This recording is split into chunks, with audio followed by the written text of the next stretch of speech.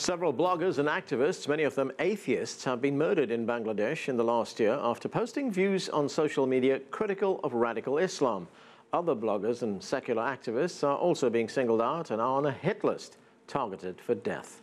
In a few minutes, we will hear from one of Bangladesh's most popular musicians who received death threats after recording controversial lyrics. And we'll also hear from two Bangladeshi bloggers who are in fear for their lives and now living in exile. But we begin with this report from CCTV's John Gilmore. Nazi Mudin Samad was a 26-year-old law student attending school in Dhaka. He was an atheist and activist who criticized Islamism on his Facebook page. And his name was on a hit list of 84 atheist bloggers put together by a group of radical Islamists. Now he's dead. His attackers hacked him with machetes and shot him in the head earlier this month. Samad's death has protesters calling for more protection for writers, bloggers, publishers and secular activists in Bangladesh. The bloggers and free thinkers are being killed one after another because the authorities have failed to arrest and identify the killers. Al-Qaeda affiliate Ansar Al Islam claimed responsibility for the killing, but the government is pushing back on that. In our country, there are terrorists. They are terrorists, but they are homemade terrorists, homebound terrorists. They are not coming from Al-Qaeda or not coming from IS.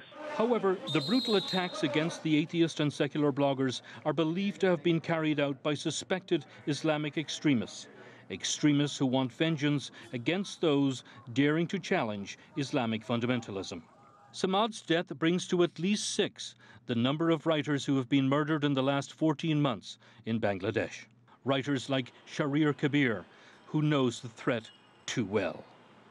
The extremists attacked me many times. They tried to kill me 3 times. One of my associates died. Bangladesh is a predominantly Muslim country with a strong secular tradition. Now, the government is under pressure to deal with the targeted killings, and it has vowed to bring the killers to justice. But some officials have also advised writers to be more careful about what they publish. In a recent interview with CNN, Bangladesh's Home Minister said, quote, "The bloggers, they should control their writing. Our country is a secular state. I want to say that people should be careful not to hurt anyone by writing anything." Meanwhile, some bloggers like Shami Haq have fled the country as fear escalates and threats of more violence continue. John Gilmore, CCTV. Shami Haq, the blogger we saw protesting there at the end of that report, is one of our guests later in the show. But joining me now is Maqsood Ahmed, also known as Mac. He is a pioneer in progressive Bangladeshi music and is very well known in South Asia. He's also outspoken and has received death threats for his criticism of Islamic extremism. He joins us via Skype from Dhaka, Bangladesh. Welcome to the show, sir. Thank you. Now, you received death threats because of the music you've written, the lyrics in that music that you've written. What exactly is the material that you have written that has enraged religious extremists so much in Bangladesh? Well, the reference is directly from the Quran, from the Surah Al-Kafirun, or the Infidel, and there's this particular line that says, "To you your religion, and to me mine." That was it. Now, do you know who is threatening you? I wish I did. Unfortunately, my threat came in through a Facebook profile, which the police investigated and found was deactivated by the time I reported to the police. So this was from a gentleman by the name of one Maulana, who lives in Faridpur, which is a little away from Dhaka, about 4 hours from Dhaka. And that's it. That's the last I heard or saw anything about this guy. Now, when you make these approaches to the police, when you tell police about these threats that you receive, what is the response from police? When we receive a threat, there's such a thing called a general diary, whereby you actually go and report to the police, and they enter a diary and they give you a diary number, which you have with you. And basically what really happens is the general diaries actually are treated more seriously than even criminal cases, because by the end of the day, they go off to the intelligence services, and there is some kind of mechanism that I'm not very clear about, but apparently the intelligence services are notified, and they in turn have some kind of protection around me. Now, there have been several bloggers and secular activists in Bangladesh who've already been killed, at least 6 in the last 14 months. How seriously do you take these threats that you hear? Well, of course, I take it seriously because most of the bloggers, Abhijit Rai was a very dear friend of mine, and the first blogger who was killed, Rajiv Haider, in April of 2013, was actually my neighbor. He lives very close to my house. We are worried, and what has really happened and what is more worrying is that we don't know who are these people that are going ahead and killing people or even giving threats. And we don't know for this very simple reason because the government apparently doesn't know. And we've had, and whatever is happening in Bangladesh is pure speculation. What we're getting to here, except the first murder, which was of Rajiv Haider, there was arrest, there were conviction, it's still in court, and we're just waiting to see the verdict of the court, whatever it's going to be. And unfortunately, for the rest of the murders that have happened in Bangladesh, there have not been any credible arrest.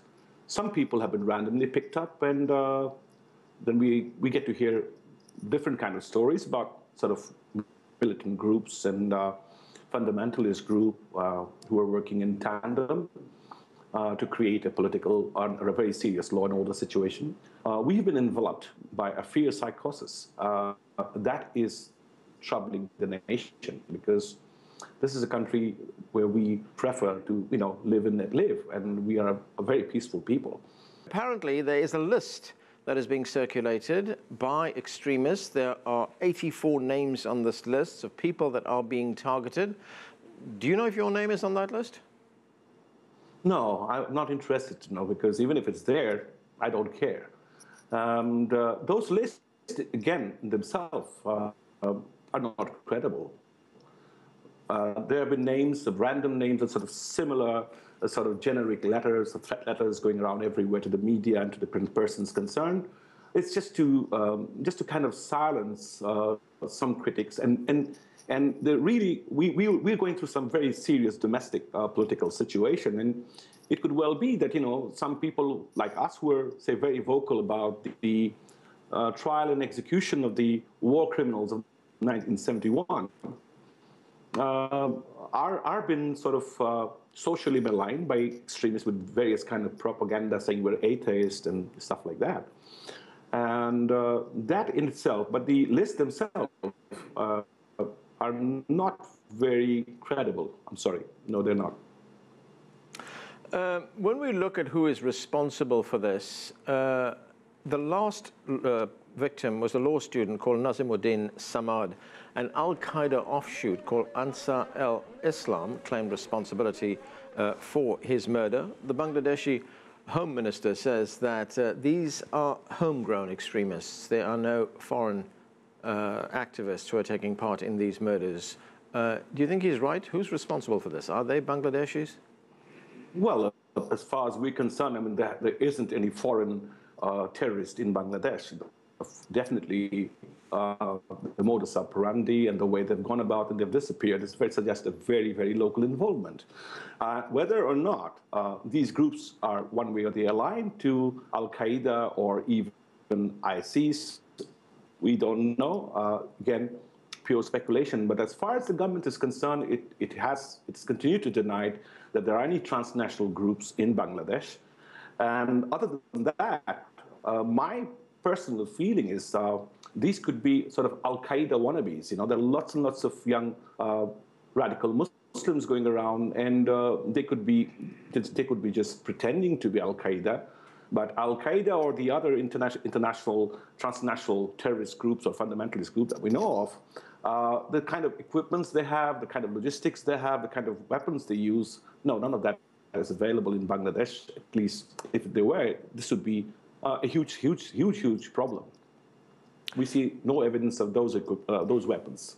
Right, Bangladesh is a secular country. I mean, it has a secular tradition. 90% of its population follow the Muslim faith. Do you think it's a bit risky when, you know, writers like these bloggers, people who call themselves atheists, write the kinds of things that they are writing, people like yourself, because the Home Minister is now urging writers to be a little bit more careful. He's asking them to really be careful about what they write. Well, you see, I mean, as far as this country is concerned, you're very right. We have a secular tradition, and this has always been a melting pot of all great religions and all great cultures. And the trend about, you know, atheism, and the word atheist sends out a very wrong signal, because there are actually lots and lots of Muslims who actually believe that you can go ahead and kill atheists, and that's permissible in Islam. But the real secular Islamic possibilities, or the real people who've studied Islam, including myself, see no reference of this kind in the Quran or even in our tradition. Now, these are misrepresentation of Islam.